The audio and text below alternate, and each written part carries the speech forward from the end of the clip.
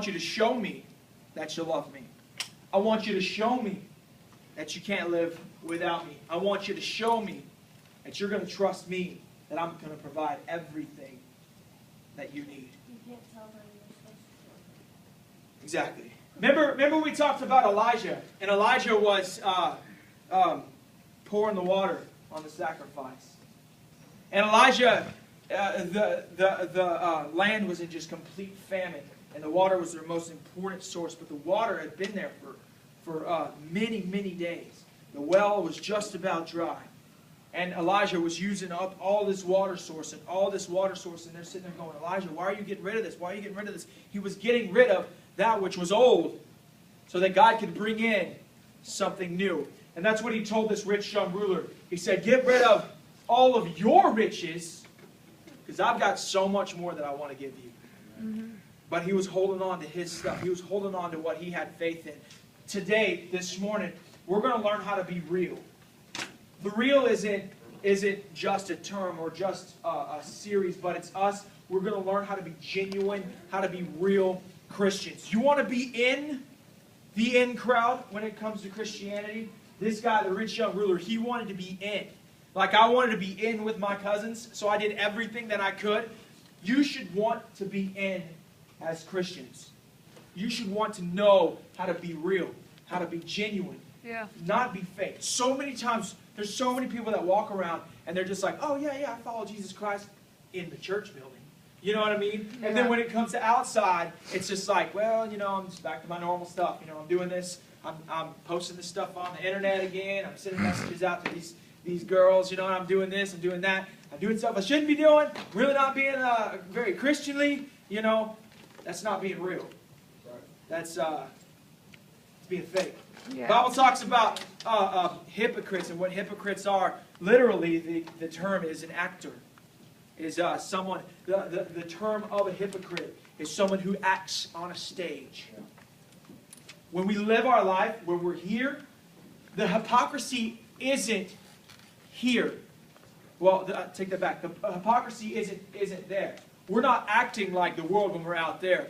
We're acting like Christians when we're in here. Because if you can't get the world out of you, you can't learn how to be real. Mm-hmm. Because right now, you're just putting on a face, you're just putting on a facade. A lot of you guys are genuine. A lot of you are. But some of you guys, man, I get messages from parents all the time, and I'm just like, oh, come on, that's not cool. You know what I mean? I'm just like, this needs to stop. It's just silly. It's childish. I want you guys to be real. I want you guys to be genuine. We're going to go over some pretty awesome stuff during this segment. We're going to learn what baptism is. We're going to learn what Shabbat is. We're going to learn about what the Lord's Supper is. We're going to learn about all this stuff. And all this stuff is just a pattern of being real. You can't go through Shabbat. You can't observe the Lord's Supper. You can't observe baptism until you really understand what it means. Otherwise, you're just getting dunked. Or you're just eating some bread and some grape juice. You know what I mean? Or you're just watching your parents light some candles on a Friday night. You know what I mean? It doesn't really mean anything until you find what your relationship means with God. Love is an action. Faith is an action. But it doesn't stop when you walk out those double doors right there. It doesn't stop when we walk into school. It doesn't stop when you turn on Facebook or Twitter. It doesn't stop when you meet up with your friends. I had a bad habit growing up of being the most Christianly guy you could meet in a church. But the moment I went and met with my friends, I was the most ungodly person you could ever come across. It was terrible. That's how I was in high school. That's how we are. Our friends, they influence us to do things that we shouldn't be doing because we want to be in the in crowd, right? But let me tell you something. The in crowd, when you get to where I'm at right now, you start to understand, wow, what I did then was stupid. I was a moron. I should have been focused. Because all those people that I saw who were focused in high school, man, they're doing some amazing things for God right now. They're so blessed right now, and I'm just sitting here on the other side going, man, I wasted so many years. I tried to do things the hard way. I thought I could do things my way. There were certain things that I would not give up to follow God. There were my riches, if you will.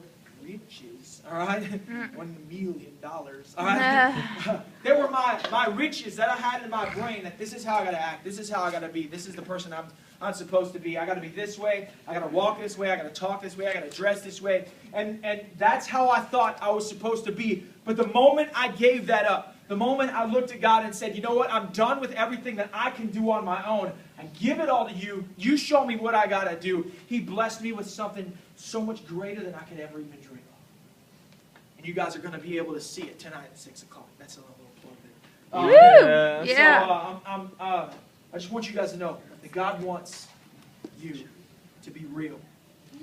He doesn't ask for anybody to just be Sunday Christians. Or my dad calls them CEO Christians, church, Christmas and Easter only Christians. And so, but God doesn't call us to be that. He calls us to be real every single day. What it took to follow God, what it took to follow Jesus in His day, was literally strapping on some sandals and start walking. And they walked around with Him for 3 solid years. They didn't know what was going to happen next. They didn't know where they were going to go. They just had 100% faith in Jesus Christ. And they had their faith in Jesus Christ. Why? Because they loved Him. Because they trusted Him. And they went without want. Nowhere in the Bible does it talk about His disciples wanted or needed anything. They were taken care of well above and beyond everywhere they went. Put your faith in God. Because God's got something greater for you. The things that you're holding on to, the thing that you're just sitting there going, well, this is me, this is what I'm comfortable with, this is what I know. You're holding on to that because that's your riches in your mind. But God's got something greater around the corner. God's got greatness waiting around the corner. If we get rid of what's old, God's going to bring in what's new. And it's going to be so much more fresh and so much more real than we could ever even imagine. Look at me now. I'm at the point now where I gave up trying to fit in with my cousins. And every single one of them look up to me. It's different. You know? I stopped trying to focus on fitting in with them. Turned around and started focusing on fitting in with God. Every single one of them are struggling to make ends meet, are doing things that are ungodly, are living their life a certain way. And they turn around and look at me and go, well, that was the kid that we wouldn't even let in our in-crowd growing up. And this guy's changing the world every single day. Come on. Mm-hmm. And so, focus your life on God. Give up your earthly riches because God's got something greater for you. And He's just sitting there with it. It's sitting there in His hand. And He's saying, hey, just set down what you got in yours and take what's in mine.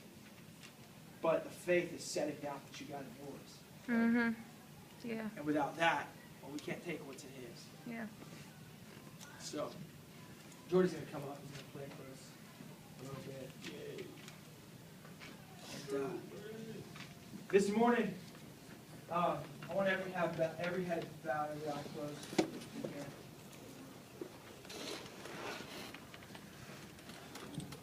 This morning we got to do some fun stuff. We got to play with some styrofoam cups and do a little bit of worship. But I want to take the time. I always want to take the time. If you've got something stirring on your heart, if there's something that God's just tugging on your heart with, there's something that you don't want to set down, and you're just clinging onto it with everything that you got. I'm going to ask my leaders if they can come up here. Paul, Vonda, Margie, Lance. If you're holding on to something this morning, let me see your hands.